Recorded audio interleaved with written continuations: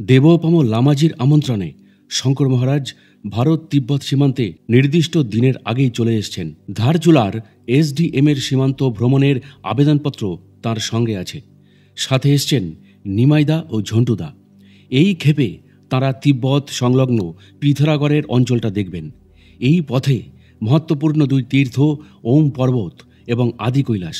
প্রথম দিন গুঁজি থেকে কালাপানি। কালী নদীর পাড়টি পাথরে ভর্তি।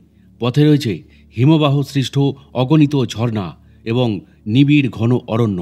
কালাপানি মহাকালিকার সিদ্ধস্থল। কি ছিল অলৌকিক অত্যাশ্চর্য সেই সব ঘটনাগুলি জানতে হলে ও এই চ্যানেলে নতুন হলে এখনই সাবস্ক্রাইব করুন আমাদের সাধক অলৌকিক রহস্য ইউটিউব চ্যানেলটিকে। আর এখন দেখছেন সাধক অলৌকিক রহস্য, বাংলা ভাষায় সাধক জীবনের অলৌকিক ঘটনায় সাজানো অডিও ও ভিডিও লাইব্রেরি। আসুন প্রিয় দর্শক ও শ্রোতা, তাহলে এবার শুরু করা যাক। This channel does not promote any violent, harmful or illegal activities. All content provided by this channel is only meant for educational and entertainment purpose only. এখানেই কালী নদীর উৎপত্তি। আগেকার প্রাচীন মন্দির আজ আর নেই। বর্তমানে নতুন নির্মিত মন্দির সংরক্ষণ ও নিত্য সেবার দায়িত্বে রয়েছেন ITBPর ফৌজি দল। একসময় কালাপানি ছিল তান্ত্রিক কাপালিকদের আখড়া। সেইখানে ছিলেন যোগ সাধিকা গৌরীমা। বর্তমানে এই সব অঞ্চলে প্রতিরক্ষার কারণে সর্বসাধারণের প্রবেশ কিন্তু নিষিদ্ধ। শঙ্কর মহারাজদের জন্য কালাপানিতে ডাক্তার জেনা ছিলেন প্রতীক্ষায়। কারণ স্যাটেলাইট ফোনে গুঁজি কেন্দ্র থেকে তাদের আসার আগেই তাকে সংবাদ দেওয়া হয়েছিল। ডাক্তার জেনা উড়িষ্যার মানুষ। বড়ই আন্তরিক তার স্বাগত ভাষণ। শঙ্কর মহারাজদের তাদের অতিথি ভবনেই আজ আতিথ্য।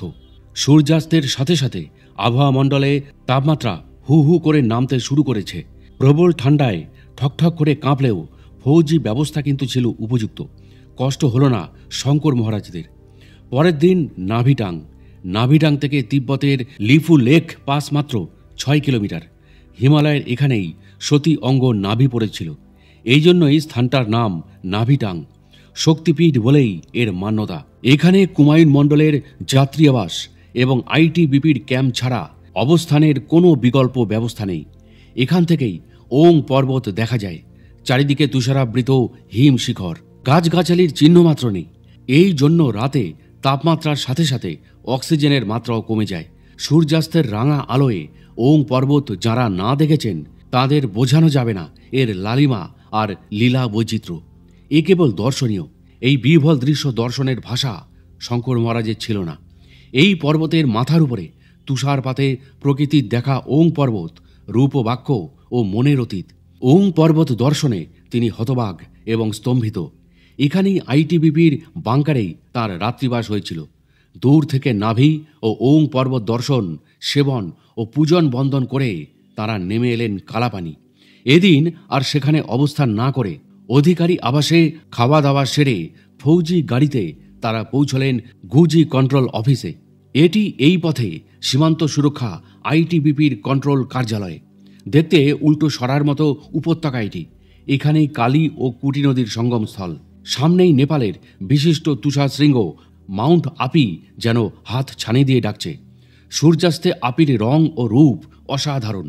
চারপাশ তুষার মুকুট পরা শোভায়মান শৃঙ্গরাজি ঘেরা গুজি ক্যাম্প। এখানে কমান্ডিং অফিসার পরীক্ষিত সাও শঙ্কর মহারাজের ব্যবস্থাপক। গুঁজিতে বরফালি হাওয়া কিন্তু নিরন্তর চলে। এখানে আজ চমৎকার নীল আকাশ এবং প্রচুর রোদ্দুর। এই পথে ভারত তিব্বত সীমার আর এক নান্দনিক হৈমশিলা আদি কৈলাস, হিমালয় শৃঙ্খলার এক মনমোহন শিখর। গুঁজি থেকে অন্য পথে কুটি হয়ে এর যাত্রাপথ। এই পথে জলিংকং ITBPর শেষ সীমা চৌকি। এখানেই আদি কৈলাস ও পার্বতী সরোবর। ITBP কুটি পোস্টে এক রাত্রি অবস্থান করে জলিংকংয়ে শঙ্কর মহারাজেরা ফিরে এসছেন। কুটি পর্যন্ত প্রচুর ভুজ গাছ। এই পথে কত তুষার নদী তাঁরা অতিক্রম করেছেন তার হিসাব নেই। কুটির পর সমগ্র অঞ্চল একেবারেই বৃক্ষহীন। কারণ শুধুই তুষারাবৃত ঘাঁটি আর সুউচ্চ হিমালয়। আদি কৈলাসের সামনেই পার্বতী সরোবর। আগস্ট সেপ্টেম্বর মাসে হংস মিথুন এই সরোবরে চড়ে বেড়ায়। এই হংস মিথুন যুগলকে ভক্তজন শিব পার্বতীর গুপ্ত রূপ বলে মনে করেন। পার্বতী সরোবর বরফের জলে পুষ্ট। এটাই কুটি নদীর উৎপত্তিস্থল। স্বচ্ছ সলিলা এই সরোবর গন্ধর্ব কিন্নরদের আবাসস্থল। এই পথ পদে পদে রোমাঞ্চকর, অসাধারণ চিত্তরঞ্জিনী মনোমোহিনী রূপ দেখা যায়। পূর্ণ সুস্থ সমর্থ ব্যক্তি ছাড়া কোনো বয়স্ক ব্যক্তি যেন এই পথে চলার দুঃসাহস না করেন। গুঁজি থেকে আদি কৈলাস 5 দিনের কমে দেখা যায় না। আদি কৈলাস, কিন্নর কৈলাস ও মানস কৈলাস, এই নিয়ে 3 কৈলাস।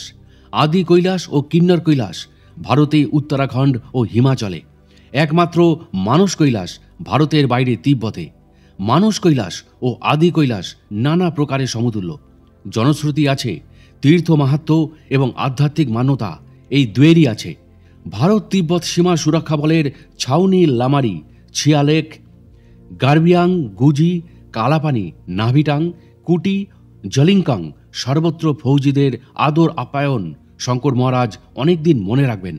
বাঙালি 3 যুবক সৈনিক মানবেন্দ্র, স্বপন ও রাজেন্দ্র গার্বিয়াং ক্যাম্পে শঙ্কর মহারাজদের সেবা দিয়েছে আপন জনের মতো। কি করলে তাদের সুখ সন্তোষ হয় সেই চেষ্টা ছিল এই 3 জনের মধ্যে। প্রীতিভাজন তাদের সকলের জন্য রইল শঙ্কর মহারাজের গভীর শুভকামনা। আইটিবিপি সীমা সুরক্ষা বিভাগের গুজি ক্যাম্প। ফৌজিদের বেষ্টনীতে শঙ্কর মহারাজেরা খুবই সুরক্ষিত আছেন। অ্যাসিস্ট্যান্ট কমান্ডার পরীক্ষিত স্যার নিরবধি তাঁর খবর রাখছেন, ব্যবস্থার কোনো ত্রুটি রাখেননি। দেহ প্রকল্প ইয়ৎসুং লামাজির দূতের অপেক্ষায় শঙ্কর মহারাজেরা এখানে রয়েছেন। অবশেষে একদিন 2 জন বার্তাবহ নেপালি যুবক ঋষি প্রতিম জ্ঞানগঞ্জ নিবাসী ইয়ৎসুং লামাজির বার্তা নিয়ে এলো। তারা বলল টিঙ্কার পাশে তাকে যেতে হবে। সেখান থেকে লামা লোক শঙ্কর মহারাজকে তারা সঙ্গ দেবেন। তাদের থেকেই টিঙ্কার পাশের যাত্রাপথ জেনে পথের বিবরণী তিনি নোট করে নিলেন। এখন উপায় কি? এই অজানা পথে এরপর শঙ্কর মহারাজ একেবারেই একা। ওরা জানালো যে প্রথমে গার্বিয়াং, সেখান থেকে কালী নদীর পুল পার হয়ে ছিংরু। তারা বলল ছাংরুর লোক তাকে আগে যাবার পথ নির্দেশ দেবে। এখানে আসা এই 2 নেপালি যুবকের নাম নীলচু ও তুম্পা থাপা। প্রথমে এদেরকে দেখে শঙ্কর মহারাজের সন্দেহ হয়েছিল, পরে তিনি বুঝলেন এরা সঠিক লোক। নীলচু ও তুম্বা 2 জনেই সরল বিশ্বাসী, ভারত সীমান্তেই মজদুরি করে। এদের কাছেই খবর ছিল শঙ্কর মহারাজের টিঙ্কার যাত্রার। ওদের কথা অনুসারে গার্বিয়াং এলেন তিনি। গার্বিয়াংয়ে চায়ের দোকানে একজন সজ্জনের সাথে শঙ্কর মহারাজের আলাপ হলো। নাম জগৎ সিং রাইপা। কথা প্রসঙ্গে তাকে টিঙ্কার যাত্রার কথা তিনি বললেন। তিনি শঙ্কর মহারাজকে বললেন তিনি কি তার আগে যাবেন। শঙ্কর মহারাজ তাকে যাত্রাপথের তিব্বস মানুষ যাত্রার লক্ষ্যের কথাই জানান। তিনি বললেন তার মায়ের মামা অর্থাৎ দিদিমার ভাই আটলার এই পথে কৈলাস মানুষ যাত্রা করেছেন। ছাংরু থেকে টিঙ্কারের পথেই তিনি থাকেন, তিনি সেই পথেই যাবেন। আরও উৎসাহিত করে তিনি বললেন নানাজির সাথে অবশ্যই সাক্ষাৎ করে যাবেন, তিনি আপনাকে যাত্রাপথের পূর্ণ বিবরণ দেবেন। শঙ্কর মহারাজ বুঝলেন নানাজির সাথে জগৎ সিং রাইপার সাক্ষাতের তীব্র ইচ্ছা থাকলেও তার হয়ে ওঠে না। অনেক কাল আগে তিনি নানাজিকে দেখেছেন, আজকাল হয়তো যাতায়াত হয় না। ইদানিং টনকপুরে তার কাপড়ের দোকান, সময় সময় ফেরি করে কাপড়ের ব্যবসা করেন। ব্যবসা ছেড়ে বিশেষ কোথাও তিনি যান না।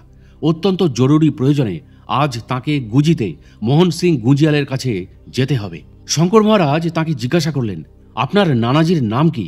তিনি বললেন রতন সিং কুটিয়াল, ভারতের সীমান্তের মানুষ, ঘর জামাই হয়ে নেপাল সীমান্তে আছেন। দেখবেন ভালো মানুষ, দারুণ গল্পবাজ, আপনার নিশ্চয়ই ভালো লাগবে।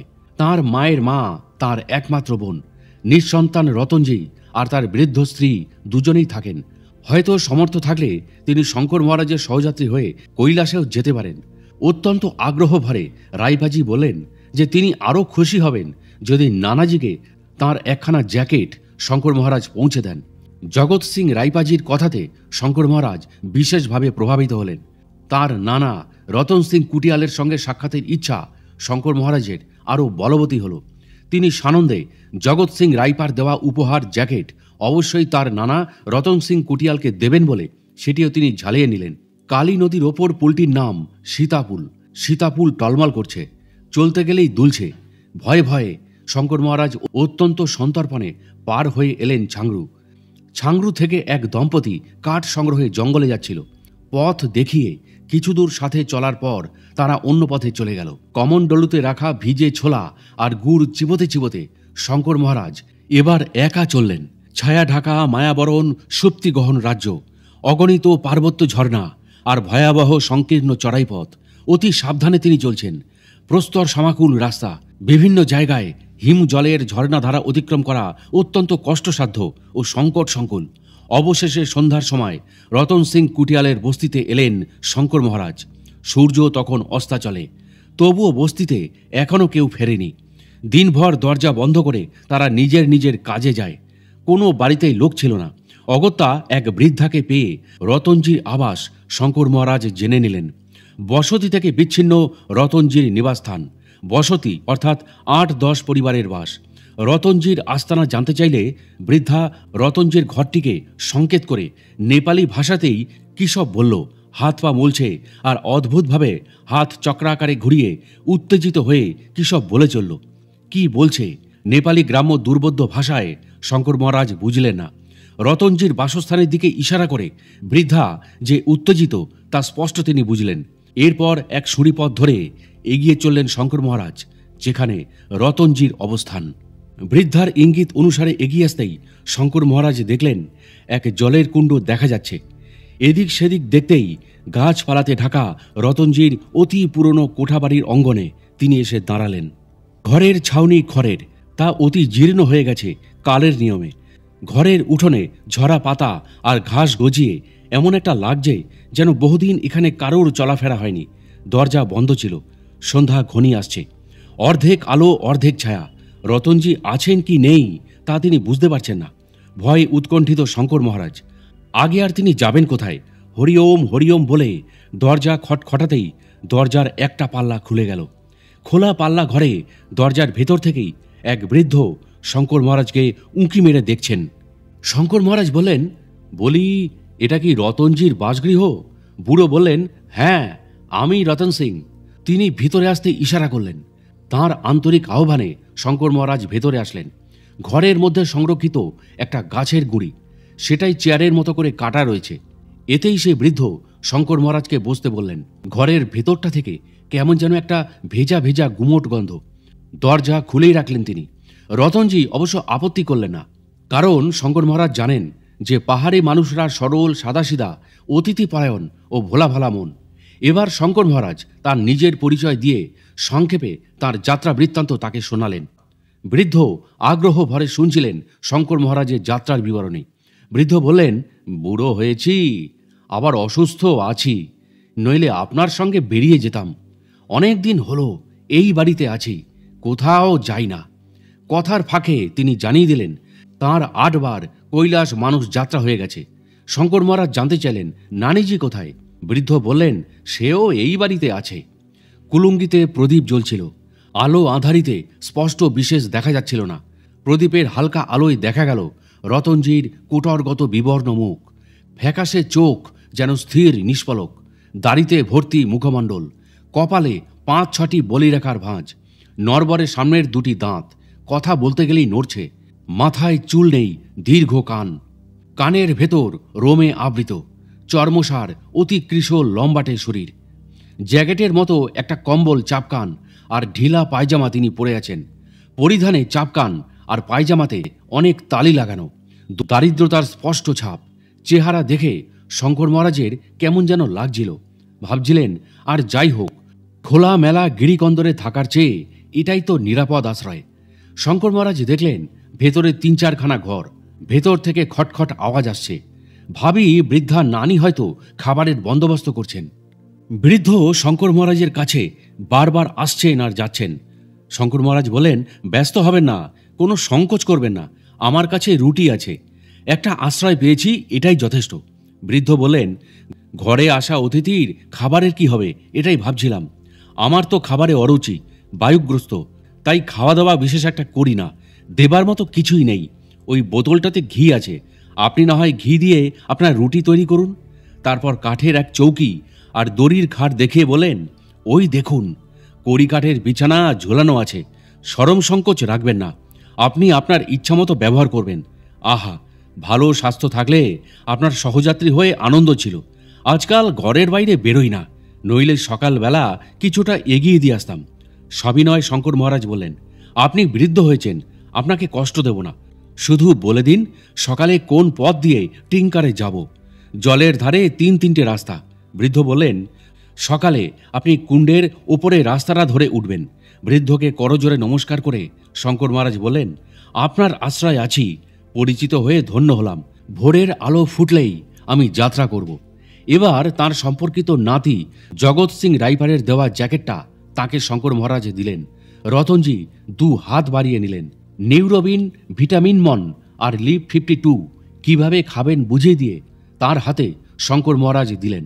বৃদ্ধ ধন্যবাদ জানিয়ে ঘরের ভেতরে গেলেন। শঙ্কর মহারাজ স্লিপিং ব্যাগটা খুলে দড়ির খাটে শুতে গেছেন। খাটে বসতেই কবেকার ঘুণ ধরা খাটটা অতি পুরাতন দড়ি ছিঁড়ে ধরাম করে তিনি নিচে পড়লেন।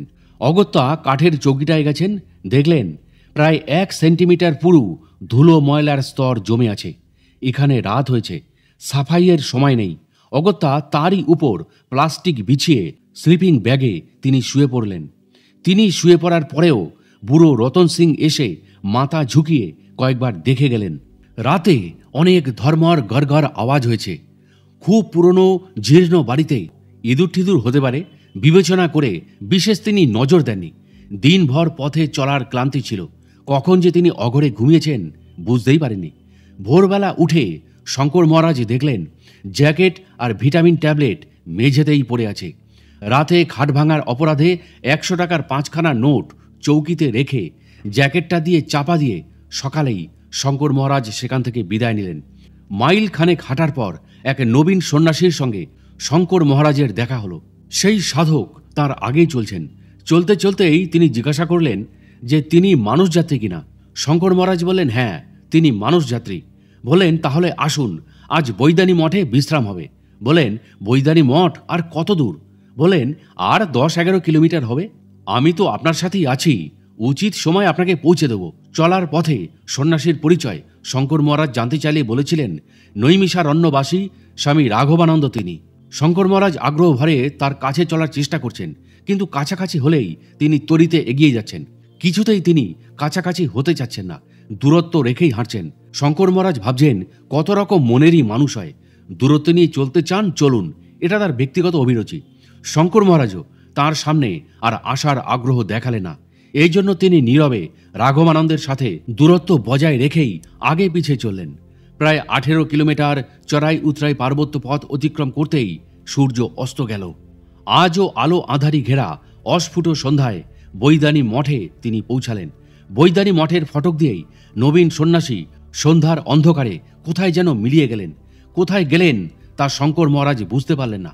হয়তো আশেপাশে তার অন্য কুটির আছে। মঠের ভেতরে তখন বেহাগে গান চলছিল। এবারে গান বন্ধ হলো। ফটকের কাছেই আস্তে কান্না আর আর্তনাদ। কি রহস্য? মঠের তোরণদ্বারে দাঁড়িয়ে মঠের ভেতর তিনি দেখছেন প্রশস্ত প্রাঙ্গণ, মাঝে এক মন্দির, ভেতরে কয়েকটা থাকার ঘর। সম্পূর্ণ মঠটি উঁচু প্রাচীর ঘেরা। প্রাচীর সংলগ্ন অনেক ছোট ছোট বেদি। এটাই মুখ্য প্রবেশদ্বার। দরজা পার হয়ে মন্দিরের দিকে তিনি এগিয়ে গেলেন। বেদিকাতে বসে তখনও একটি মেয়ে বিলাপ করছিল। তাকে দেখেই বিরহ বিধুর সেই মেয়েটির কান্না বন্ধ হলো। বলল, আসুন, মায়ের মন্দিরে বারান্দায় বসি। বারান্দায় বসেই মায়ের বন্দনা করলেন।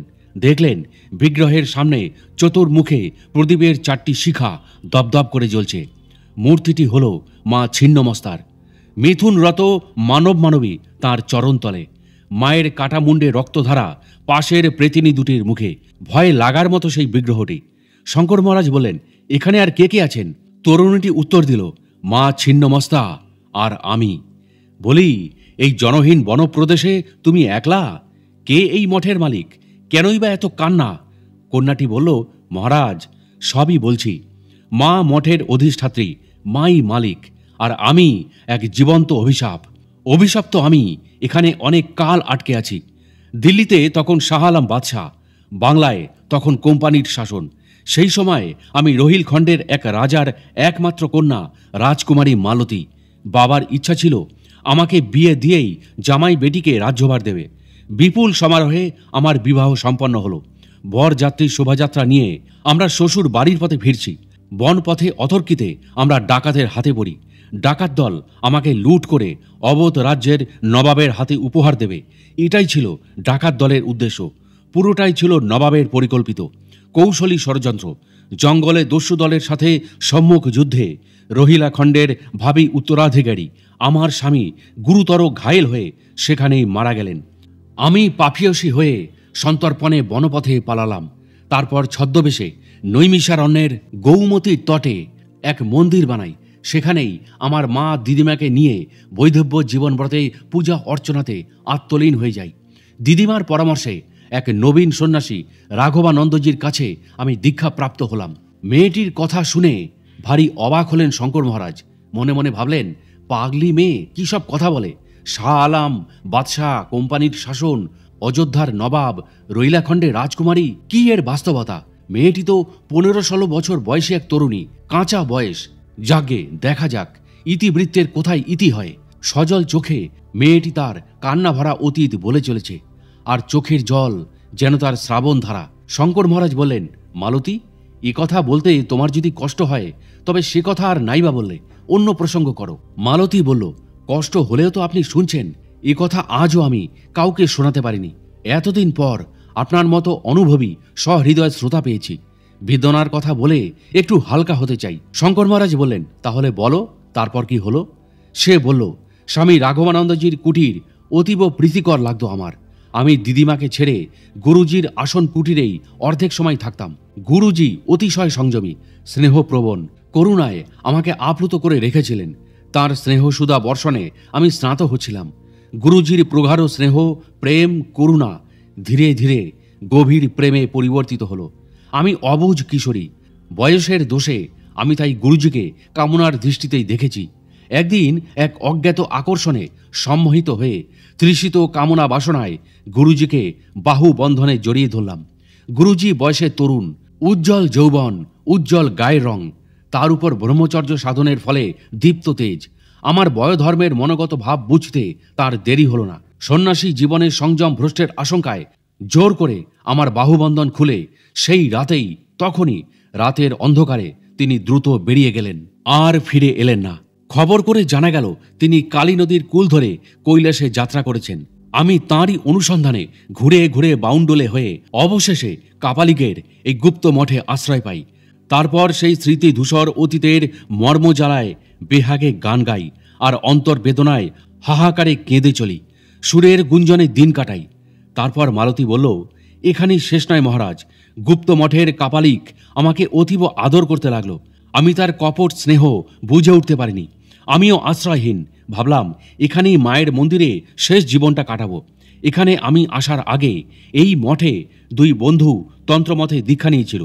বছর খানেক থেকেই তারা পলাতক। এখন থাকি তান্ত্রিক অঘরী বাবা আর আমি। শুনেছি তিনি অঘরী তান্ত্রিক। অঘরী তান্ত্রিক, যোগী, সাধু, সন্ন্যাসীর ভেদ বিভেদ আমি বুঝি না। আমি তাকে সাধু বাবা বলেই ডাকি।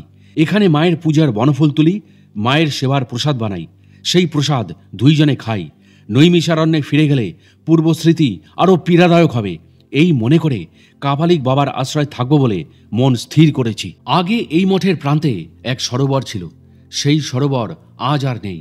পাহাড় ভেঙে ভেঙে আর পর্বতের নালার তুষার স্রোতে মাটি পাথর এসে সেটা ভরাট হয়ে গেছে। এই নির্জনে পুষ্পিত কমল সরোবরে স্নান করি আর বনফুল তুলি। বনফুল আর কমল কোরকে মায়ের মালা তৈরি করা আমার প্রতিদিনের প্রিয় কাজ। এইভাবেই আমার দিন চলতে থাকে। সেদিন স্নানের জন্য সরোবরের সীমান্তে এসে আমি স্তম্ভিত ও স্থাণুবাদ হয়ে গেলাম। দেখলাম গৌরকান্তি এক নব্য যুবক পূর্ণ বিবস্ত্র হয়ে জল থেকে উঠে আসছে। নগ্ন স্নান করাটা এদেশে রীতি। পুষ্ট আর নগ্নরূপ দর্শন মাত্র আমি কাম মুগ্ধ আর উদ্ভ্রান্ত হলাম। অতৃপ্ত বাসনা আমার আবার জাগরিত হলো। মন বলে উঠল, এতদিনের অবদমিত তৃষ্ণার এবার নিবৃত্তি চাই। নবীন যুবক মৃদু হেসে সেদিনের মতো চলে গেল। রাতে বিনিদ্র নয়নে তার চেহারা স্মৃতিপথে বারবার আমার আসছিল। ভুলতে পারছিলাম না। সবুজ মন অবুজ আমার, চিত্ত আজ বিচলিত। বয়সের ধর্মের গুণে কোনোভাবেই আমার মনকে আমি শীতল করতে পারছিলাম না। তারপর থেকেই সে মাঝে মাঝে সরোবরে যাতায়াত করতে থাকে। প্রায়শই সাক্ষাৎ হয়। বোঝা গেল সেও আমার প্রতি আকর্ষিত। যখন সে আসে নানা রকম বনফুল নিয়ে আসে। মঠের মধ্যে দেবী মন্দিরও দর্শন করে যায়। এই পাহাড় তলিতেই ছিল তাদের বসতি। সেই বসতি আজ আর নেই। বিষচিকা রোগে সারা গ্রাম উজাড় হয়ে গেছে। বর্ষার শেষে সেদিন শরতের বায়ুতে মন আমার উদাসীন। কোনো এক অদৃশ্য প্রেরণায় মঠের বাইরে এসছি। আজও সেই যুবক মিলতে এসছে। নাম তার সুরেশ। মিলন বাসনায় আজ উভয়ের দেহমন তাপিত ছিল। হঠাৎ তার উষ্ণ হাত আমার গলায় লাগলো। আমি বোধ বুদ্ধি হারিয়ে গাছে জড়ানো লতার মতো তার বাহু বল্লরিতে বেষ্টিত হলাম। বুকের ভেতর হৃদস্পন্দন অনুভব করছি। দীর্ঘ শ্বাস পড়ছে। সুরেশ বলল, ওই শীতল শিলাতটে চলো। গলাগলি করে 2-4 চরণ চলতেই কাপালিক বাবার দৃষ্টিতে পড়ে গেলাম। অঘরী বাবা রক্তচক্ষু করে হনহনিয়ে কাছে এলো আর সুরেশের বাহুবন্ধন থেকে আমাকে মুক্ত করে জোর করে মঠে নিয়ে আসলো। সেদিন ছিল অমাবস্যা। অঘরী তান্ত্রিক বাবা আমাকে একটা ছোট ঘরে বন্দি করে রাখলো। বন্ধ ঘরে আমি কাঁদতে লাগলাম। মাঝে মধ্যে শুনছি কাপালিক বাবার হুঙ্কার, কাল বেলা হোক। জানি না কাল বেলায় কাপালিক আমাকে কি করবে। ভীত সন্ত্রস্ত প্রাণ তখন আমার ওষ্ঠাগত। সুরেশ মঠের বাইরে ঘুরপাক খাচ্ছিল। তার ইচ্ছা ছিল যে রাতের অন্ধকারে সে আমাকে মঠ থেকে মুক্ত করবে, কিন্তু সে আর হলো না। একটা দীর্ঘশ্বাস ছেড়ে নীরব হলো মালতী। শঙ্কর মহারাজ বললেন, তারপর কি হলো মালতী? মালতী বলল শঙ্কর মহারাজকে, আপনাকে দিয়েই আমার কাজ হবে জেনেই আমার গুরুজি রাঘবানন্দজি আপনাকে এই মঠে পৌঁছে দিয়ে গেছেন। প্রায় 300 বছর হতে চলেছে এখানে আমি আটকে আছি। একটু পরেই দেখাবো সেই স্মৃতিধূসর অতীতের ঘটনা। দেখলেই বুঝতে পারবেন কেন আমি আবদ্ধ আছি। মহারাজ, আপনার সাথে 2 অশরীরী আত্মা চলছে। আমি ওদের মতো আপনার সহযাত্রী হব না। আপনি ভয় পাবেন না মহারাজ। এই দেখুন, কাছেই আমার সমাধি। এই সমাহিত স্থানের 1 চিমটে মাটি আপনি মানস সরোবরের জলে বিসর্জন দিলে আমি আমার প্রেত শরীর থেকে মুক্তি পাব। শঙ্কর মহারাজ তো স্তম্ভিত। কি বলে তনয়া মালতী? তিনি দেখছেন তো নবীন যুবতী। শঙ্কর মহারাজ বললেন, তুমি আমার সামনে বসে আছো, গান গাইলে, গল্প বলছো, কি বলে তুমি প্রেত হয়েছ? হাত জোর করে মালতী শঙ্কর মহারাজকে বলল, বিশ্বাস করুন মহারাজ, প্রায় 300 বছর এখানে এই মঠে আমি অবরুদ্ধ আছি। আগে বলুন, আমার সমাধিস্থানের মাটি মানস তীর্থে আপনি নিয়ে যাবেন তো? খানিকটা দয়াপরবশ হয়ে শঙ্কর মহারাজ বললেন, দেখো, আমার এইটুকু সহযোগিতায় তোমার মহৎ উপকার যদি হয় আর এতে আমার অনিষ্ট যদি না হয়, অবশ্যই কথা দিচ্ছি, ভরসা রেখো। আমি সন্ন্যাসী, সকলে আমার আপনজন। এতে যদি তোমার প্রেত বাধা কাটে তবে নিশ্চয় জেনো এই উপকার আমি তোমার করব। আমার সামান্য কাজে তোমার তাপিত হৃদয়াত্মার উপশম হলে সেই কাজ আমি মহৎভাবেই মেনে নেব। এবার শেষ কথা বলো, তারপর কি হলো? হঠাৎ শঙ্কর মহারাজের চোখের সামনে মন্দিরের কাছে ঝনঝন শব্দে তার দৃষ্টি বলি বেদের দিকে ঘুরে গেল। তিনি দেখলেন এক ভয়ঙ্কর নির্দয় কাপালিক। কপালে তার রক্তরাঙা তিলক, ঘুরছে তার চোখ দুটি, গলায় ঝুলছে অক্ষমালা, কপালে ও কোমরে কালো পট্টি, শক্ত পোক্ত পেশি বহুল শরীর।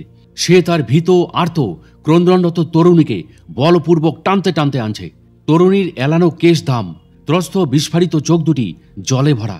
গগনভেদী আর্তনাদ করছে সেই তরুণী। যুবতীর পেছনে মোড়া 2টি হাত যুবতীকে যুবকাষ্ঠে ফেলে গলা দাবিয়ে কাপালিক এবার খিল তুলে দিল। মেয়েটি শেষবারের মতো আকাশ বাতাস ফাটিয়ে চিৎকার করছে। কাপালিকের হাত থেকে তাকে মুক্ত করার কেউ নেই। এখন অঘরী কাপালিক একটি খড়গ উপরে তুলে খড়গের ধার দেখে নিল। প্রথমে হালকা করে তরুণীর মাথায় ঠেকাল, দ্বিতীয়বার খড়গ তুলে সে তার ধর থেকে মুন্ড এক কোপে ছিন্ন করে দিল। নবীনা কন্যার ছিন্ন মস্তক দূরে গিয়ে ছিটকে পড়ল। কাঁটা ধর উছলে উঠে এখন থরথর করে কাঁপছে। ঠিক সেই সময়ে এক বলিষ্ঠ নবযুবক ঝড়ের বেগে এসে থামালি হাতের পেছন থেকে দাঁড়িয়ে থাকা কাপালিকের ধর মুন্ড পৃথক করে দিল। এই কাজ মুহূর্তেই হয়ে গেল। 2টি ধর 2টি মুন্ড এখন শান্ত। অঙ্গন ভেসে যাচ্ছে রক্তে। বলি প্রদত্ত মেয়েটি অন্য কেউ নয়, সে রাজকুমারী মালতী। আর বলিষ্ঠ ওই নবযুবক হল মালতীর প্রেমিক সুরেশ। মন্দির প্রাঙ্গণেই মালতীর খণ্ডিত শরীর সমাহিত হয়েছিল, আর নির্দয় কাপালিকের দেহ টুকরো করে পাহাড় জঙ্গলে ছড়িয়ে দেয় সুরেশ।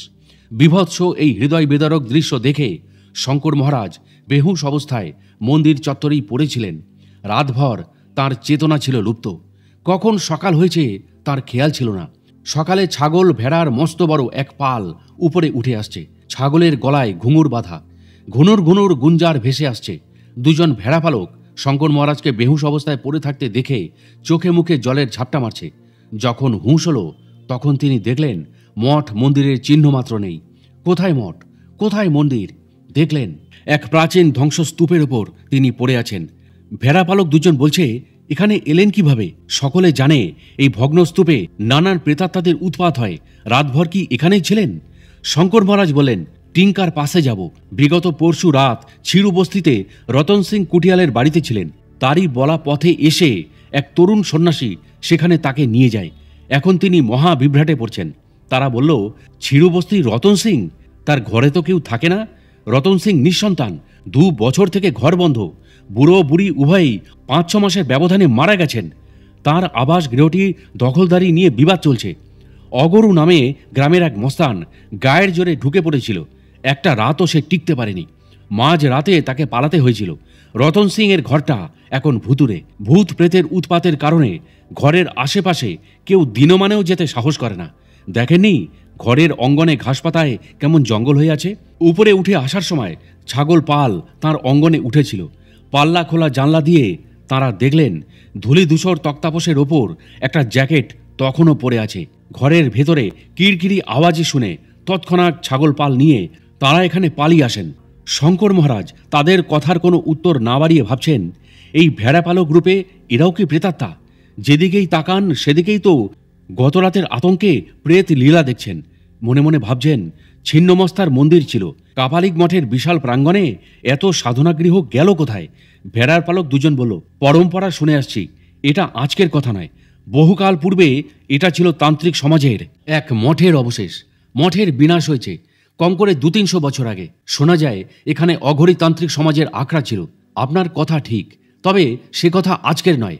এই ভগ্নস্তূপে আজকাল গান, হাহাকার, আর্তনাদ, অট্টহাসি সত্যিই শোনা যায়। এর আশেপাশে আমরা কখনো ভেড়া চড়াতে সাহস করি না। শঙ্কর মহারাজ বুঝলেন যে নবীন সন্ন্যাসী তাকে পথ দেখিয়ে এই বৈদানী মঠে নিয়ে এসে ছেড়েছেন। তিনি আসলে অশরীরী রাঘবানন্দের বাসনা শরীর। তিনি তার শিষ্যার মুক্তির জন্য এখানে তাকে টেনে এনেছিলেন। শঙ্কর মহারাজ মালতীকে কথা দিয়েছেন, এই জন্য তার সমাধিস্থানের এক মুঠো মাটি কাপড়ে বেঁধে নিলেন তিনি। মানুষের জলে তা নিশ্চয় তিনি বিসর্জন দেবেন। এতে তার আত্মার মুক্তি যদি হয় তবে হোক। অভাগিনী মানবী হোক বা অশরীরী মায়াবিনী, একে সাহায্য আর কে করবে? অতীতে ঘটে যাওয়া ঘটনা তিনি যেমনটি বর্তমানে দেখেছেন। মোবাইল ঘড়িতে তখন তিনি দেখলেন সকাল 8টা। ভেড়া পালকের কাছে টিঙ্কার পাসের পথনির্দেশ নিয়ে শঙ্কর মহারাজ এগিয়ে চললেন। অতি দুর্গম টিঙ্কার পাসের রাস্তা। সকাল 8টা নাগাদ ভুতুরে বৈদানী মঠ থেকে তিনি হাঁটতে শুরু করলেন। চলার পথে কোনো বিরাম নেননি। মনে ভাবছেন যত দ্রুত সম্ভব এই ভুতুরে আওতা থেকে দূরে চলে যেতে হবে। রাস্তা অতি ভয়ঙ্কর এবং তুষারাবৃত। এবার কালী নদীর ওপর ঝুলা পুল অর্থাৎ দড়ির তৈরি পুল পেরিয়ে তিনি নেপালে ঢুকলেন। এই ঝুলা পুলগুলো স্থানীয় পাহাড়ি অধিবাসীরা নিজেদের চলাচলের সুবিধার জন্য তৈরি করে রাখে। নেপালে প্রবেশ করে সুস্পষ্টরূপে তিনি দেখতে পেলেন মাউন্ট আপি ও অন্নপূর্ণা শ্রেণীর শুভ্র পর্বতের সমষ্টি। এখানে এই রাস্তায় রয়েছে নানা দুর্গম তুষারাবৃত ঘাঁটি ও অগণিত তুষার নদী। শঙ্কর মহারাজের এটা হলো জীবন মরণ হিমযাত্রা। এই পথেই শ্রীরামকৃষ্ণ সেবাদল আশ্রম, অমর কানন, বাঁকুড়ার পরম শ্রদ্ধাস্পদ সমতানন্দ মহারাজ কৈলাস মানস পরিভ্রমণ করেছেন আজ থেকে প্রায় 10 বছর আগে। তার কথা শঙ্কর মহারাজের বারবার তখন মনে পড়ছে। তাঁরই পরামর্শে বাঁকুড়া ছাড়েন শঙ্কর মহারাজ। তাঁরই চরণ চিহ্ন ধরে মানুষ তীর্থে তিনি চলছেন। প্রতি মুহূর্তেই জীবন সংশয়। পার্বত্য বনপথে ঝরা পাতা মরমরিয়ে হুস হুস করে চলে যাচ্ছে বন্য জন্তুর দল। কোথাও ঘোঁত ঘোঁত করে বন্য জীবজন্তু চলাফেরা করছে। নানা জাতীয় পাখির কলকাকলি তিনি শুনতে পাচ্ছেন। মহামৌন প্রদেশ, বন্য পশু পাখি ছাড়া জনমানবহীন অঞ্চল। সংকটময় এই পথে সংকেত ধরে একাই তিনি এগিয়ে চলছেন। ভাবছেন হুয়েন সাং আল বিরনি কত বিদেশি পর্যটক এমন কষ্ট স্বীকার করেই তো যুগ যুগান্তে ভারতে এসছেন। এমনই বন্ধুর প্রকৃতির বাধাবন্ধন উন্মুক্ত করেই শ্রীজ্ঞান অতীশ দীপঙ্কর তিব্বতে ধর্ম প্রচারে গিয়েছিলেন। বন্য প্রকৃতির দুর্গম ঘাঁটি, দূরে পাহাড়ের সারি, রাস্তা খুবই কষ্টসাধ্য, সংকটবহুল হলেও বিশ্ববিধাতার সৃষ্টি লীলা স্মরণে মননে নির্মল আনন্দ তিনি অনুভব করছেন। শঙ্কর মহারাজের তো ভরসা মহামানব ইউৎসুং লামাজি। মরণজয়ী অতিমানব লামাজির ডাক এসছে তাঁর কাছে। তারই আহ্বানে, তারই আমন্ত্রণে শঙ্কর মহারাজ এখন পথে নেমেছেন। তিনি জানেন দুঃখ কষ্ট হলেও মহা দুঃখ মহা কষ্ট বা জীবন সংকট হবে না। এই নির্ভরতায় তার বুকের পাটা শক্ত। পথে বিপথে ভয় সমাকুল বিপর্যয়ের মধ্যে অবশেষে টিংকারে তিনি পৌঁছালেন। ঋষি মুনি মহামানব সবার উপরে বিধাতার প্রতি পূর্ণ নির্ভরতা থাকলে দুঃখ কষ্টকেও যেন খেলা বলে মনে হয়। টিংকার পাশের কাছেই ইয়াংচু রেম্পার সাধনস্থল। স্বামী দিব্যকৈবল্য তাকে নেবার জন্য এখানেই অপেক্ষা করছিলেন। জানেন না আজ তিনি সান্ধ্য ভ্রমণে এসেছেন কিনা, নাকি তাকে স্বাগত জানাতে তিনি এখানে এগিয়ে এসছেন। রেম্পাজির তপস্থলীর 2-3 কিলোমিটার আগে দৈব কৈবল্যের সঙ্গে শঙ্কর মহারাজের সাক্ষাৎ হয়। সহাস্য মৃদুল স্বভাব দৈব কৈবল্যের। হাতে তার একগুচ্ছ সুগন্ধি ফুল ছিল। শঙ্কর মহারাজের হাতে তা সমর্পণ করে তারা আলিঙ্গনবদ্ধ হলেন। দিব্য কৈবল্য বললেন, আজ কতদূর হাঁটা হলো? উত্তর না দিয়ে শঙ্কর মহারাজ পাল্টা প্রশ্ন করলেন, রেম্পাজির গুম্ফা আর কত দূর? দিব্য কৈবল্য বললেন, এসেই তো গেছি, রাস্তা ছেড়ে 2 কিলোমিটার উপরে। এবার বোঝাটা শঙ্কর মহারাজ যেন ছিনিয়ে নিয়ে নিজের পিঠে তুললেন। যেন কত কালের চেনা জানা, কত আপনার। তাকে দর্শন মাত্রই পরিচিত লাগছিল তাঁর। কোথাও যেন দেখেছেন তাকে। মন বলল, এ তো দিব্যাসনা। রঙে রূপে সাদৃশ্যে এবং ব্যবহারিক নম্রতা, মৃদুল ভাষণ, স্বরমাধুর্য অবিকল দিব্যসনার মতো। দিব্যসনাকে যখন শঙ্কর মহারাজ দেখেছেন তখন তিনি কম করেও 30 থেকে 45 বছরের, কিন্তু ইনি তো 22 থেকে 24 বছরের যুবক। দৈব কৈবল্যের মধ্যে শঙ্কর মহারাজ দিব্যাসনাকেই যেন অহরহ দেখছেন। ইয়াংচু রেম্পার গুম্ফাতে তিনি এসছেন। তার সন্দিগ্ধ কৌতূহলী দৃষ্টি দেখে দৈব কৈবল্য শঙ্কর মহারাজের মনোগত ভাব বুঝে নিয়েছেন, কিন্তু সে প্রসঙ্গ গোপন করে তিনি বলেন, কি ভাবছেন? নিজ বুকে হাত রেখে বলেন, এতে আপনার শঙ্কা হচ্ছে? আমি উৎসুং লামার প্রেমী দৈব কৈবল্য। আপনি আগের বছর সারনাথের মাটি পোঁটলা বেঁধে পাঠিয়েছিলেন, সেই কাপড়ের টুকরো এই দেখুন। এতে আপনার সাংকেতিক কিছু লেখা আছে। এ থেকেই বুঝতে পারবেন যে আমি লামাজির দূত। শঙ্কর মহারাজ দেখলেন সুতোতে তাঁর নাম লেখা সেই প্রেরিত গামছা। দৈব কৈবল্য তা গলা বন্ধ করে এনেছেন। দেখে শঙ্কর মহারাজ নিশ্চিত হয়েছেন যে দিব্য কৈবল্য দেবোপম ইয়ুৎসুং লামাজির কাছ থেকে এসছেন। এক রাত ইয়াংচুর রেম্পোর সঙ্গ করে দিব্য কৈবল্যর কথা মতো পরদিন ভোর 4টে আবার শুরু হলো যাত্রা। শঙ্কর মহারাজ দিব্য কৈবল্যকে আপনি সম্বোধন সবসময় করতে পারছেন না। কখনো আপনি, কখনো তুমি। বারবার সচেতন থাকা সম্ভব হচ্ছে না। অজান্তে অনেকবার তুমি তুমি বলে ফেলেছেন, কারণ তার বয়স অত্যন্ত কাঁচা। সদ্যপ্রাপ্ত যৌবন, উজ্জ্বল ঢলঢল নয়নযুগল, দীপ্ত উৎসাহে এক তরুণ তাজা যুবক। সুঠাম গঠন, কাঁচা সোনার রং, মহাবিষ্ট স্বপ্নীল চোখ দুটি অদ্ভুত আকর্ষক। তেমনি আকর্ষক তার সরল মৃদুল হাসি, যেন তানপুরাতে টিউন বাঁধা শান্ত নম্রকণ্ঠের লয়বদ্ধ স্বরধ্বনি শঙ্কর মহারাজ শুনছেন। নব্য যুবক দৈব কৈবল্য বললেন, মহারাজ, আপনি আমাকে তুমি করেই বলবেন, এতেই আমি খুশি হব। আমি আপনার স্নেহ প্রার্থী প্রীতিভাজন। এরপর তার সাথে শঙ্কর মহারাজের ব্যবহারটা সহজ হল, অনুজ প্রতিম ভ্রাতৃভাব। তারপর থেকে শেষ অবধি তার সাথেই শঙ্কর মহারাজের অগ্রজ সম সম্বন্ধ বজায় ছিল। দিব্য কৈবল্য ইয়াংচু রেম্পার কোঠাঘরের নিভৃতে শঙ্কর মহারাজকে বিবস্ত্র করে সর্বাঙ্গে নির্বিকার চিত্তে সিদ্ধ তান্ত্রিক তেল লাগালেন। বললেন, অন্তর্বাস কৌপিনটাও খুলে রাখুন, নইলে শূন্য তাপমানের নিচে আপনার পুরুষ চিহ্ন শুকিয়ে খসে পড়বে। শঙ্কর মহারাজ ভাবলেন, সংকোচ করে কি লাভ? লজ্জায় কৌপিনাবৃত দুর্যোধন গান্ধারীর কাছে এসছে।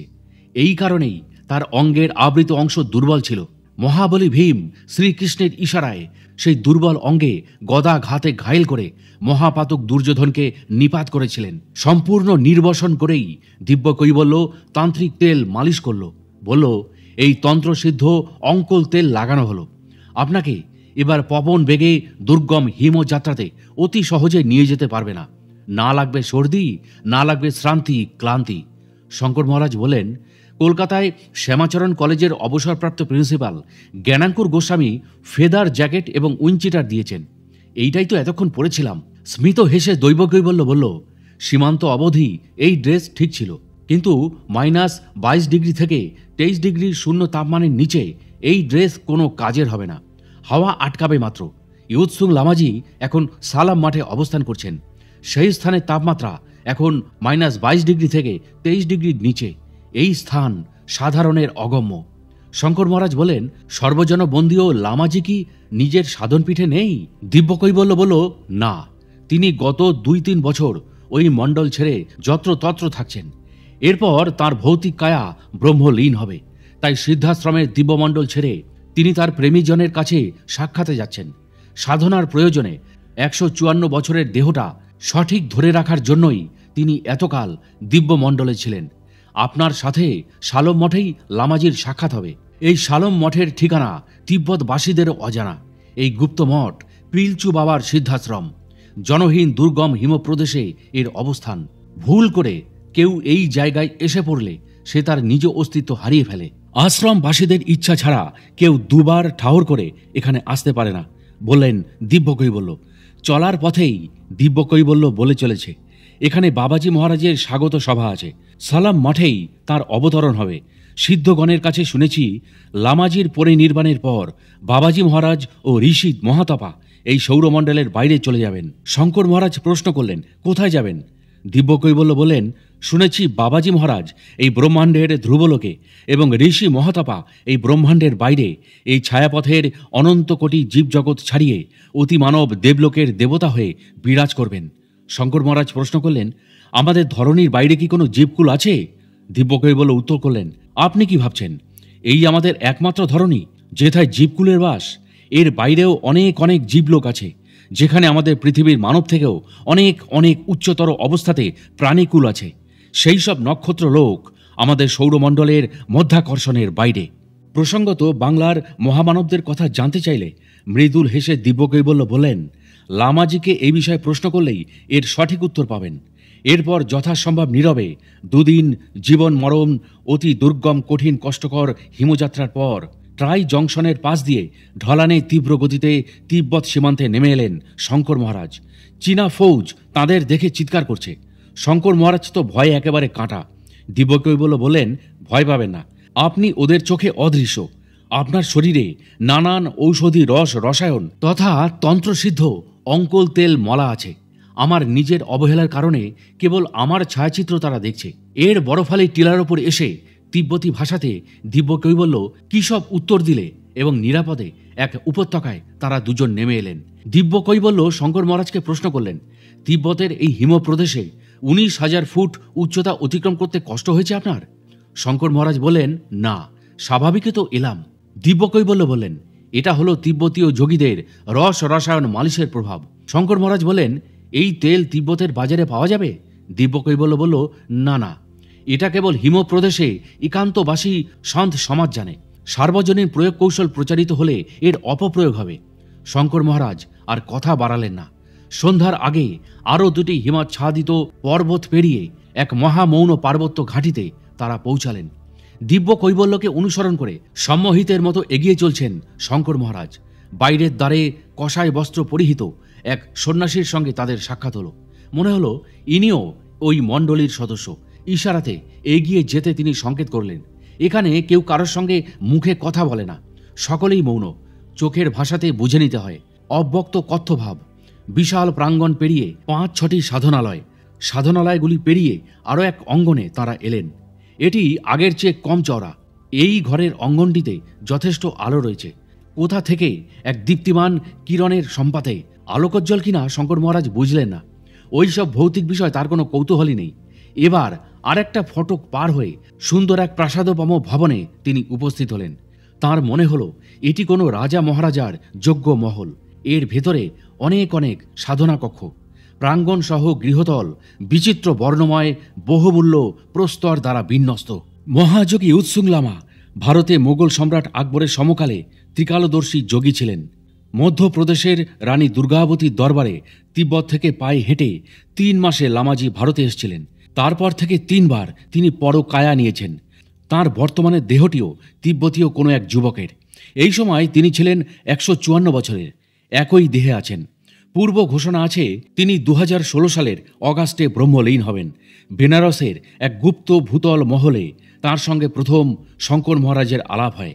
তাঁরই আহ্বানে শঙ্কর মহারাজের আজ তিব্বতে আসা। দিব্যকৈবল্য সরাসরি ঋষিতুল্য লামাজির নিজের ঘরে তাকে নিয়ে গেলেন। লামাজি ধ্যানস্থ ছিলেন। তাঁদের উপস্থিতির আভাস পেয়ে তিনি চোখ মেলে বসতে ইঙ্গিত করলেন।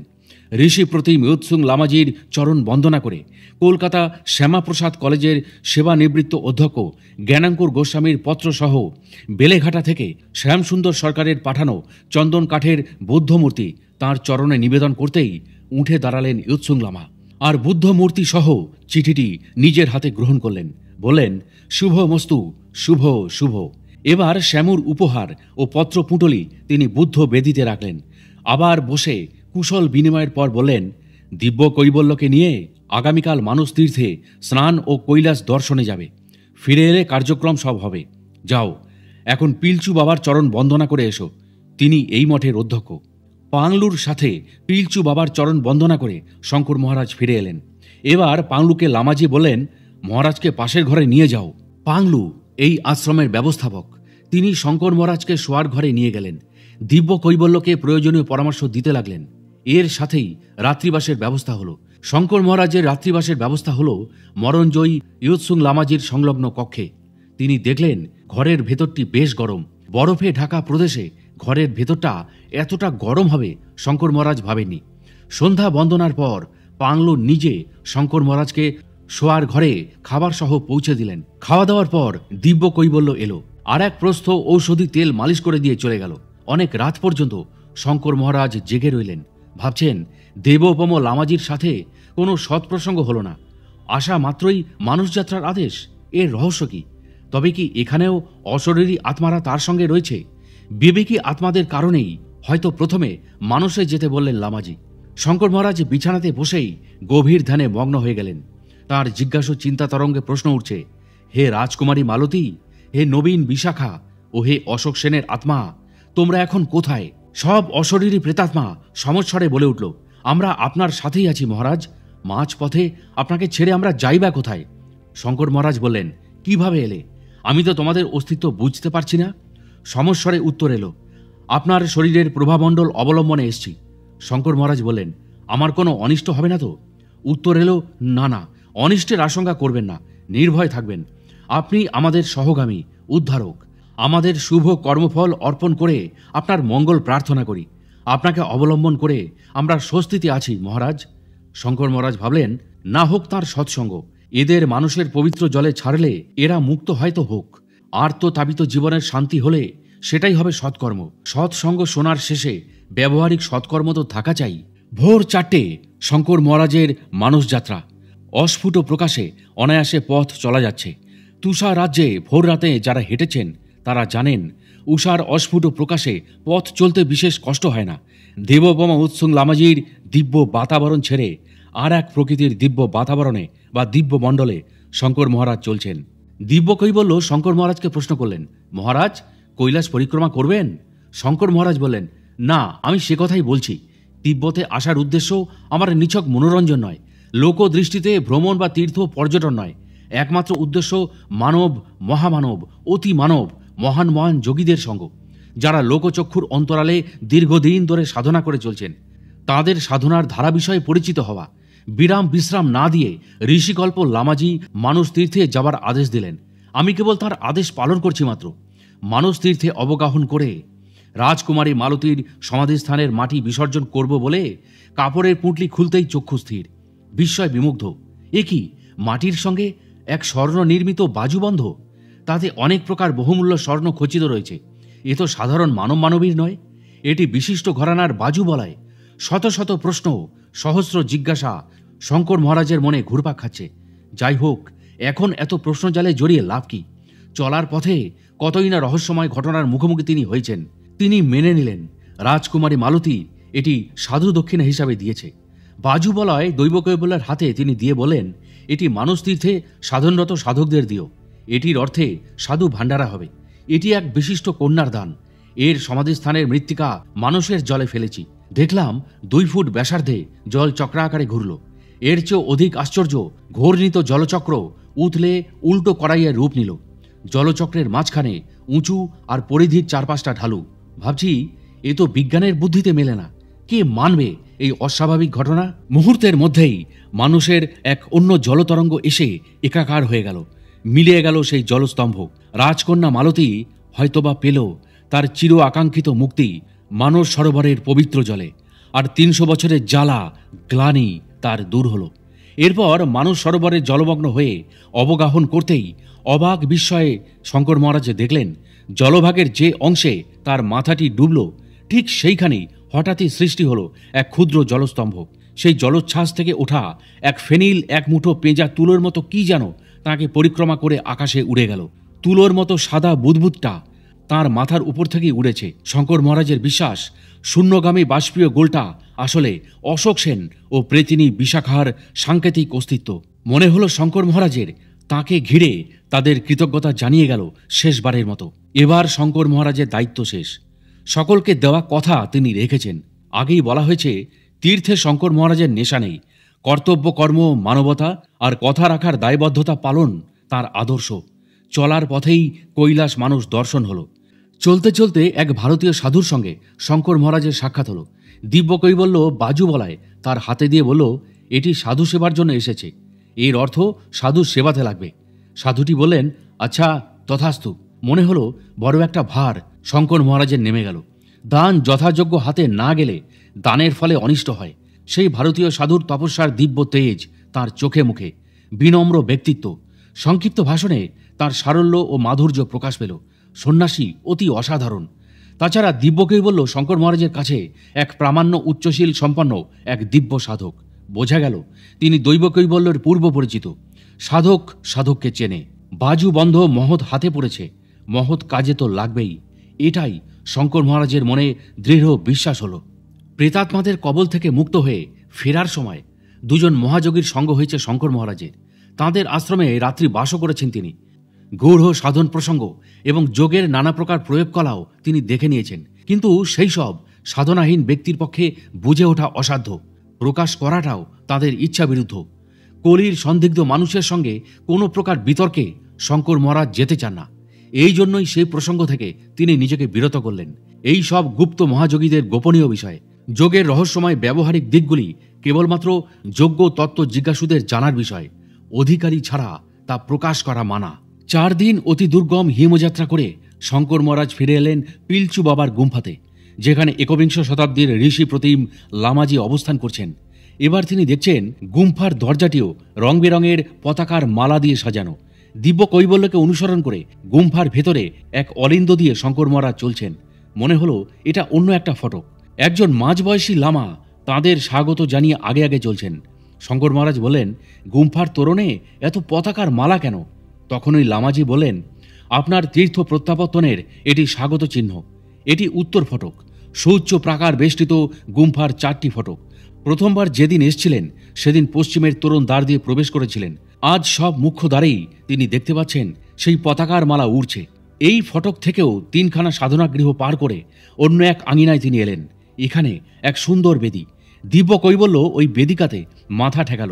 শঙ্কর মহারাজও দেখা দেখি তাই করলেন। দিব্য কৈবল্য মৃদুস্বরে বলল, এর ভূতলে দুজন মহাযোগীর পার্থিব শরীর সুরক্ষিত আছে। এই শরীরে তাদের দিব্যাত্মা ফিরে এলে সংকেত অনুসারে খোলা হবে। পিলচু বাবার উপস্থিতিতে 233 বছর আগে মহাযোগী যুগলের ভৌতিক কায়া সমাধি দেওয়া হয়েছে। 300 বছর পরে এই বেদির ঢাকনা খোলা হবে। শঙ্কর মহারাজ বললেন, বলো কি?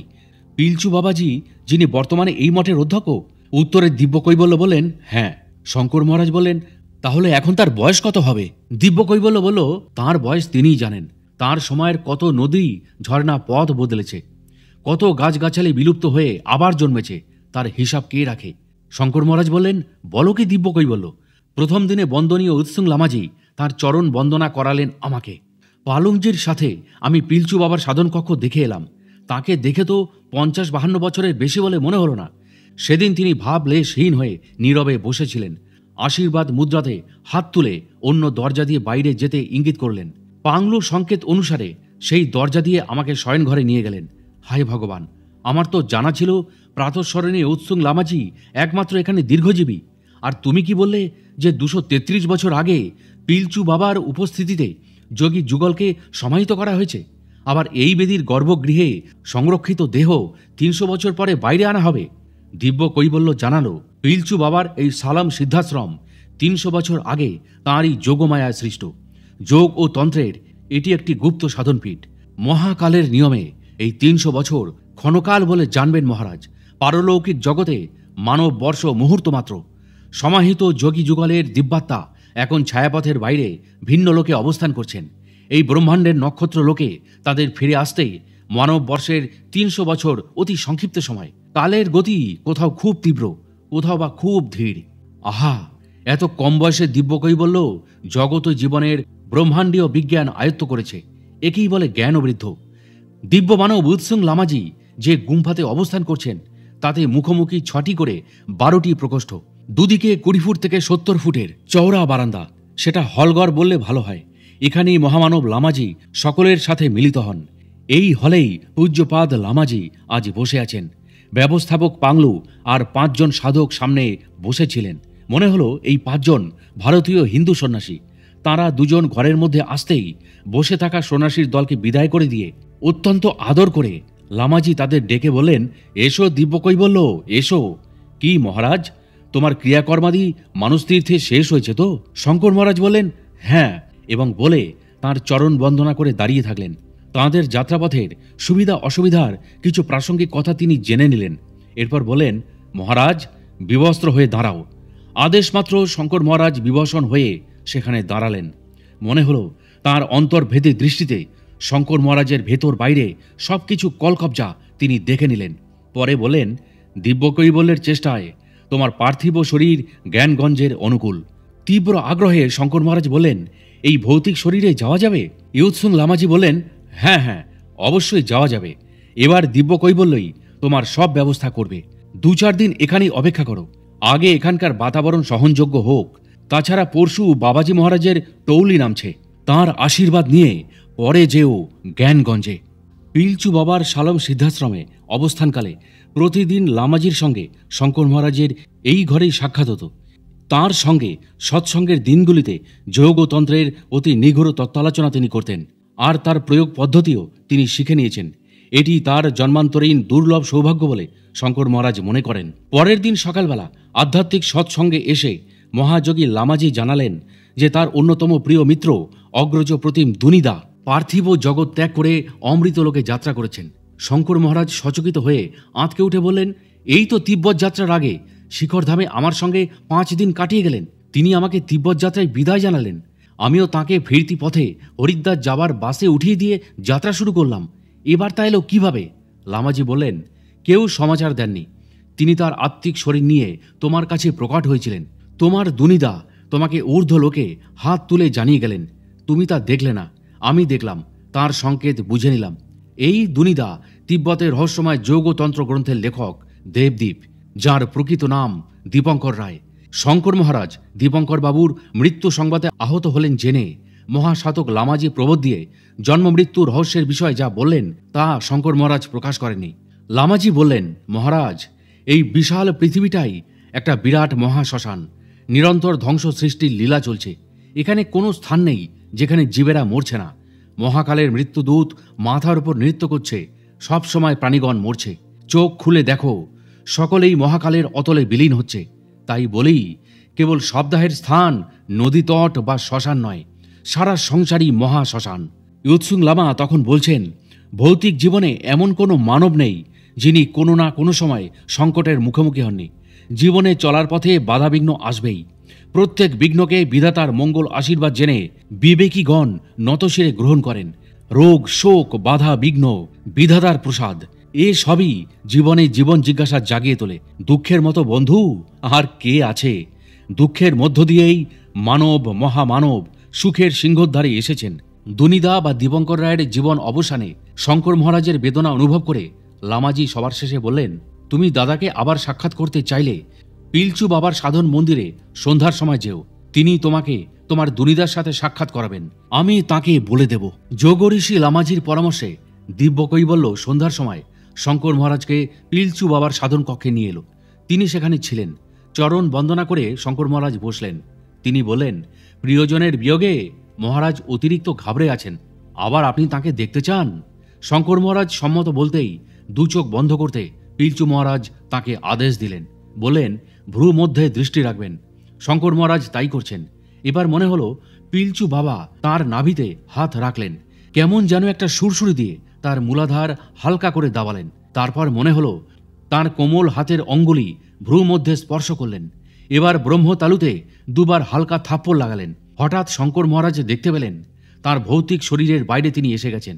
সুখাসনে বসা তার দেহ ঠেকে আছে সাধন কক্ষের দেওয়ালে। অসম্ভব হালকা শঙ্কর মহারাজ নিজেকে অনুভব করছেন, কিন্তু নিজের পার্থিব দেহটা দেখে তার ভয়ও লাগছে। নিজের নিথর দেহের সামনে দাঁড়িয়ে থেকে থরথর করে তিনি কাঁপছেন। চেতনা প্রবাহ অবশ্য যেমন ছিল তেমনই আছে। অতর্কিতে এক অজ্ঞাত শক্তির ধাক্কা খেয়ে মনের গতিতে ঝাড়খণ্ডের নিমডি লোক সেবায়তন আশ্রমে শঙ্কর মহারাজ পৌঁছে গেলেন। সেখানকার বটগাছটা, কদমতলা সব একসাথে দেখলেন। অনেক বিলাপ আর শোকাকুল অনেক মানুষের ভিড়। নীরবে দুনিদার মৃতদেহের পাশে তিনি এসে দাঁড়ালেন। দেখলেন দুনিদা বা দেবদীপ অর্থাৎ দীপঙ্কর রায় নিজে ম্লান মুখে তার মৃতদেহের পাশে দাঁড়িয়ে আছেন। তাকে দেখেই দুনিদা বললেন, এসব কি হয়েছে মহারাজ? শঙ্কর মহারাজ বললেন, কি আর হয়েছে, যা হবার তাই হয়েছে। এই তো দেখছেন আপনার মৃতদেহ। সচকিত হয়ে দেবদীপ বললেন, তাই নাকি? এই তো আমি দিব্যি আছি, তবে কি এর নামই মরণ?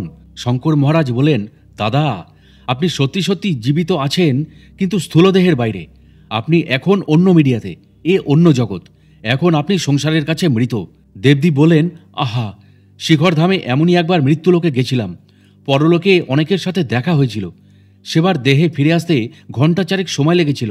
শঙ্কর মহারাজ বলেন, দাদা, সেবার সমাধি যোগে অবধূত স্বামী আপনাকে আত্মিক লোকে পাঠিয়েছিলেন, আর তারই প্রচেষ্টায় তিনি আপনাকে আপনার দেহে ফিরিয়ে এনেছিলেন।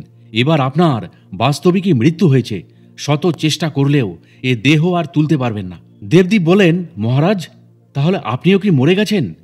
তিব্বতে গিয়ে কিছু বিভ্রাট হয়েছে নাকি? শঙ্কর মহারাজ বলেন, না, তিব্বত থেকে লামাজির ব্যবস্থাতে পিলচু বাবা আমাকে আপনার সাথে সাক্ষাতের জন্য এখানে পাঠিয়েছেন। দীপঙ্কর রায় অবাক বিস্ময়ে বারবার শঙ্কর মহারাজ আর তার মৃত কায়াকে দেখছেন। এবার মৃতদেহ বের করার বন্দোবস্ত চলছে। সব যাত্রা শুরু হলো। শঙ্কর মহারাজও দুনিদার শবযাত্রাতে মিলিত হলেন। দুনিদাও শঙ্কর মহারাজের সাথে তার সব যাত্রাতে একসাথে চলছেন। তারা দুজনেই সবাইকে দেখছেন, কিন্তু তাদের দুজনকে কেউ দেখতে পেল না। একসময় দীপঙ্কর রায়ের মৃতদেহ চিতার উপর শায়িত হলো। দুনিদা সামনে দাঁড়িয়ে বোকার মতো ফেলফাল করে দেখছেন। চিতার অগ্নি সংযোগ হলে দুনিদা বলেন, এবার আমার কি হবে মহারাজ? শঙ্কর মহারাজ বললেন, চলুন ততক্ষণ আম গাছের ডালে বসে দোল খাই।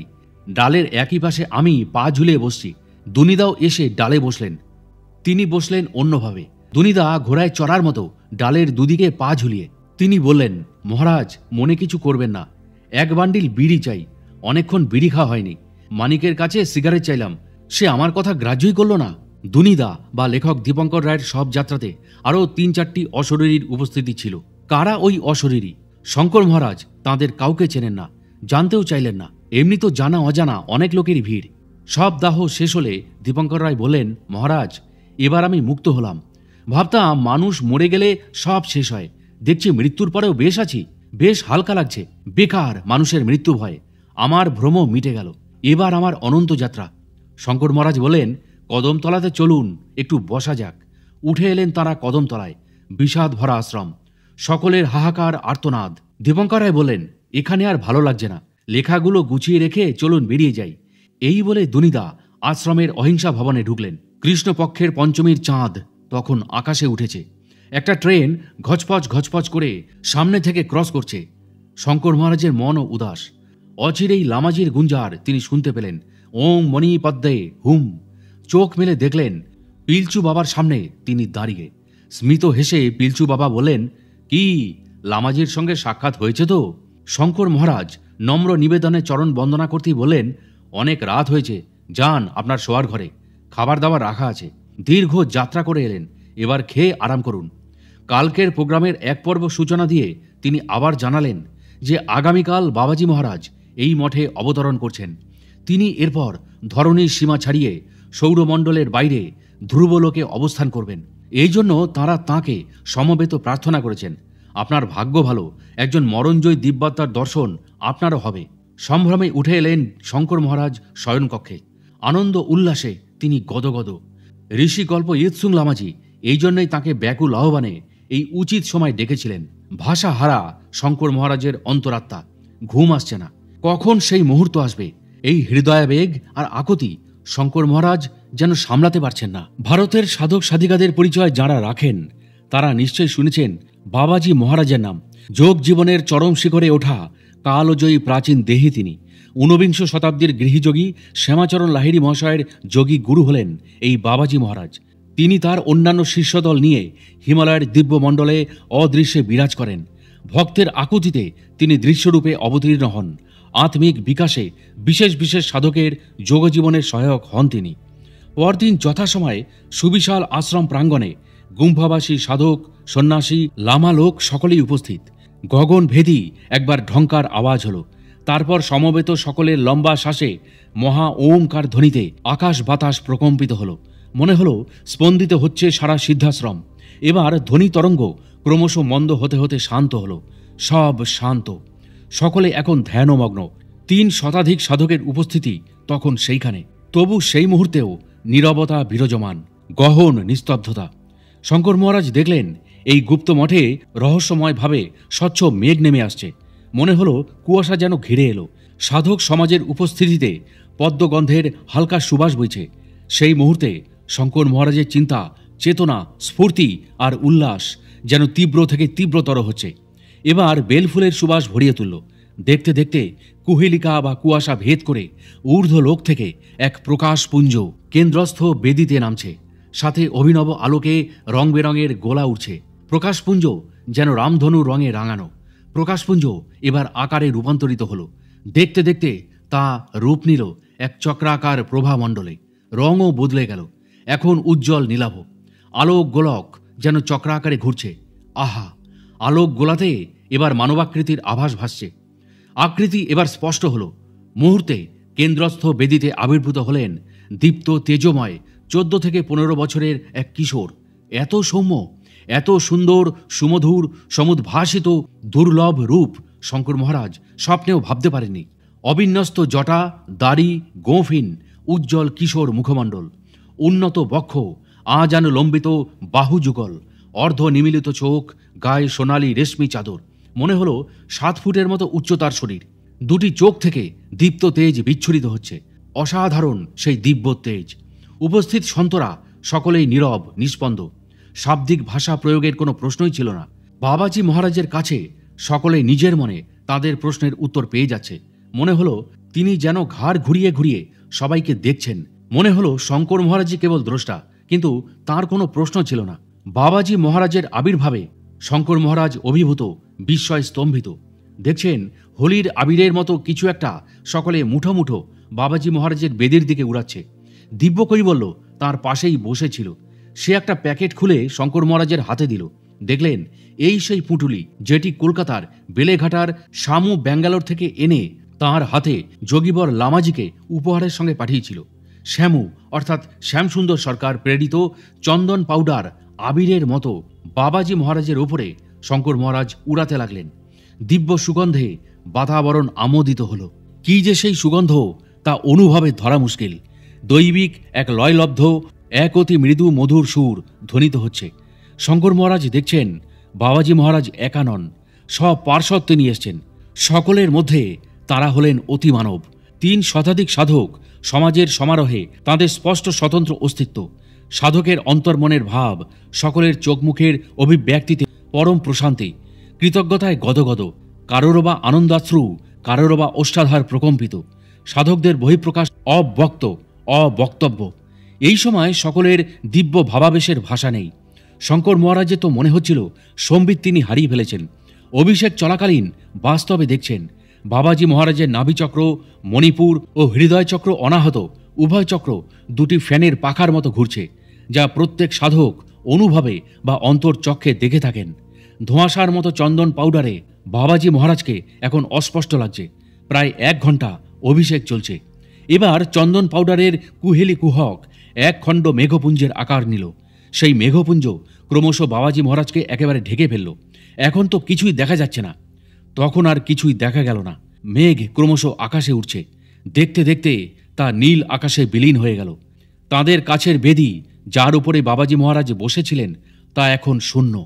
রিক্ত বেদিতে পাউডার সহ নানা রঙের পুষ্পহার বিন্যস্ত। সমবেত সাধক, লামা, সন্ন্যাসী সকলে যেন পূর্ণতা প্রাপ্ত, পরিতৃপ্ত ও প্রসন্ন হলেন। প্রিয় দর্শক ও শ্রোতা, আজকের এই কাহিনীটি আপনাদের কাছে কেমন লাগলো তা অবশ্যই আমাকে কমেন্ট ও লাইক দিয়ে জানাবেন। এবং এই ধরনের কাহিনী নিয়মিত যদি পেতে চান তবে অবশ্যই আমাদের সাধক অলৌকিক রহস্য ইউটিউব চ্যানেলটি একটুও মনে দ্বিধা না রেখে বা সময় নষ্ট না করে এখনই সাবস্ক্রাইব করে ফেলুন এবং পাশের বেল আইকনটিও অল করে দিতে ভুলবেন না। তাহলে আজকের মতো বিদায় নিচ্ছি। খুব শিগগির ফিরে আসছি কোনো মহাত্মা যোগী পুরুষের অলৌকিক জীবন কথাকে নিয়ে।